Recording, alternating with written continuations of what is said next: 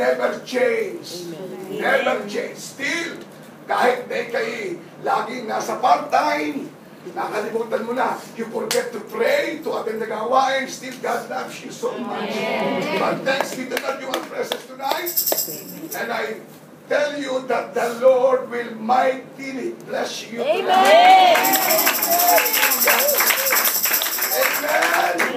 Only when we understand this can we have real peace and security. If you really know that God loves you so much and He has a purpose on your life, tiyak, surely, I guarantee you, there is peace in your heart. Amen. There is security in your heart. Nothing to doubt or wavering about God. Tandaan mo, God is all-powerful. Omnipotent, omniscient, all-knowing. Amen. You say God is in control. Ito na. Depend on God is counting on His control. Kontrolado niya lahat ng bagay. Amen. He will not allow your daughter na mabangga ng bus. Amen. He will not allow. Hallelujah. Your money is supposed to be, you give. Kukunin nyo kanya ikapo. Sabi ko sa kanya, huwag mong pakialaman na ikapo.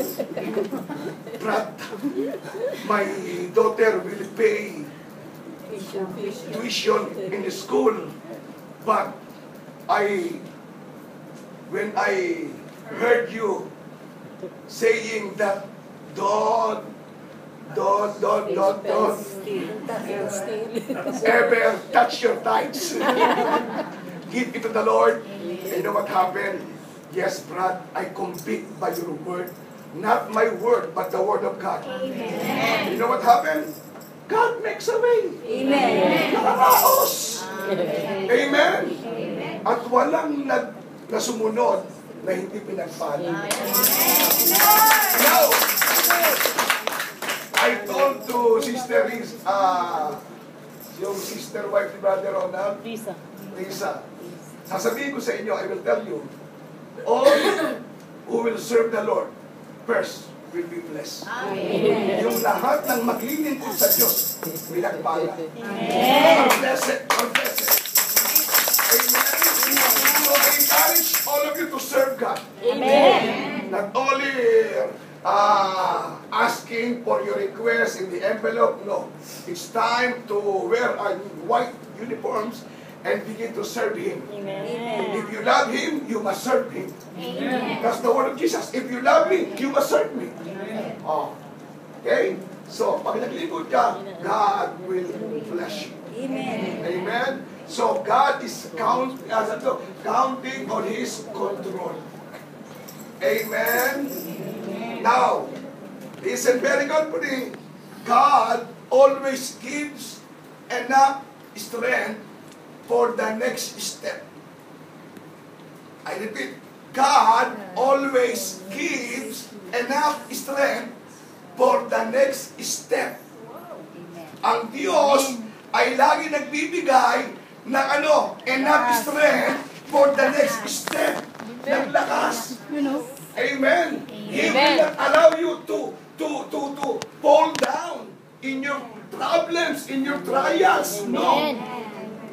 In 1 Corinthians 10:13, there's no temptation, wala pang pagsubok na dumating na hindi mo kaya. Amen. That you will not endure. God knows your weaknesses. God knows your strength. But if God see you na ikaw ay babaksak na, God will pick you up and begin He lift you up again. Amen. Hallelujah. Look. Isaiah chapter 40, 28, 29. Isaiah 40, 28, 29. Magalas sa Tagalog to. Isaiah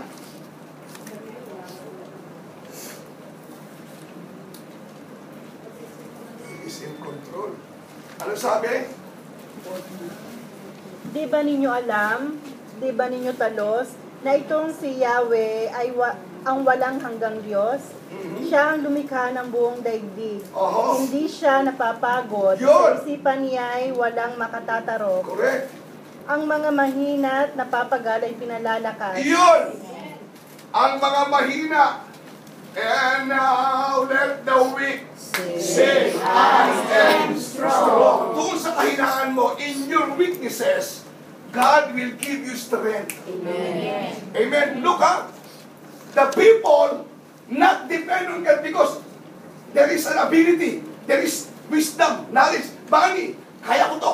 I have a strength. I have an ability to do this, to do this. No, that's why they don't depend on God. Because baka siya, alam niya. Okay. But doon sa panahon ng weak ka, doon ka niya bibigyan. In times of your weaknesses, He will give you strength. Amen. And you will say, I depend on God alone. Amen. Amen. Depend on God. Depend on God. Okay? Now, ito number one. Number two, what does it mean to depend on God? Una, dependence on God. Number one means, ano? Counting on His control. Because He's all powerful. Amen? Then second, dependence on God means counting on Him for our daily needs. Counting on Him for our daily needs. Okay. Dependence on God means counting on Him for our daily needs. Okay? Now, 2 Corinthians chapter 1 verse 9. 2 Corinthians chapter 9, 1 verse 9. 2 Corinthians chapter 1 verse 9. Ano sabi sa Tagalog dito? Sabi sa English, indeed, in our hearts we felt the sentence of death. But this happened that we might not rely on ourselves, but on God who raised the dead. Sa Tagalog, 2 Corinthians 1:9. Sabi sa Tagalog, basa. Akala namin dumating na ang aming oras, ngunit nangyari yon upang huwag kaming manalig sa aming sarili, Yes. kundi sa Diyos na muling bumubuhay sa mga patay. So in other words, Paul does not give details about their hardship in Asia. Although his accounts of all three missionary journey record many difficult trials, he faced napakaraming pagsubok ang dinanas ni Pablo. Paul experienced more hardship, difficulties, persecution, marami. But he not rely on his own galing. Okay? Sabi dito, he does right that they felt doomed to die. Halos mamatay na siya. And realized that they could do nothing to help themselves. Okay? Hindi niya kayang tulungan ang kanyang sarili. You cannot help yourself. You cannot rely yourself para kay bigyan tulong, hindi mo kaya. Amen? But Paul trusts in the Lord. He depends on God. Amen. In any situation, lalo yung mga bad situation came sa dumating sa inyong mga buhay, you experience ba na merong isang sitwasyon, there is a situation or circumstances na dumating na halos nahibit ka, hirap ka na. Ginawa mo ng lahat ng bagay, you do everything, but nothing happened. Still you are paid. Experience that? Brad, na-experience ko na ganito. Pag ginawa ko lahat ng parahan, bigo kami. You notice about Peter. Peter is a great fisherman. He catches fish morning to evening, to the morning, magdamag maghapon, ni single piece. Tilapia, walang nahuli. Kahit isa. He is very famous, great fisherman. Alam niya. Paano? Kung saan mayroong tubig na maraming isda, he knows. But at that time, zero. Wala siyang nahuli. Kahit isang butete. You understand? Okay? He relied in his own knowledge, strength, wisdom to catch more fish, but he failed. When he catch fish morning to evening, even a single fish, wala. And Jesus begins, okay, dumating siya, Peter, yes, Master. Master, ako'y nanghuling isda. I caught fish morning to evening. Kahit isa, wala akong nahuli. Peter, throw it again, your nets on the water. And what happened? Sabi ni Peter, on that side, sabi Jesus Christ. Sabi, sa isip ni Peter, doon ako nang huli. I caught fish at that side. Kahit isa wala akong nahuli. Sasabihin niya, doon daw. Kung sige na nga, dahil sinabi mo, you say so, I will follow you, I will throw the net. And when Peter throw the nets, and he began to what? To pull. What happened? Is there any fish at the net? Many? 3 to 4? More time. You see? He couldn't even pull the net by himself. Oh, he couldn't pull the net by himself. Hindi niya kasi nasira yung net sa dami ng huli. In other words, Peter depend on the word of Jesus. Amen. And when you obey on the word of God, not depending on your ability, God will take away. Another example, Moses. All the Israeli people are complaining, Moses, the Pharaoh is coming.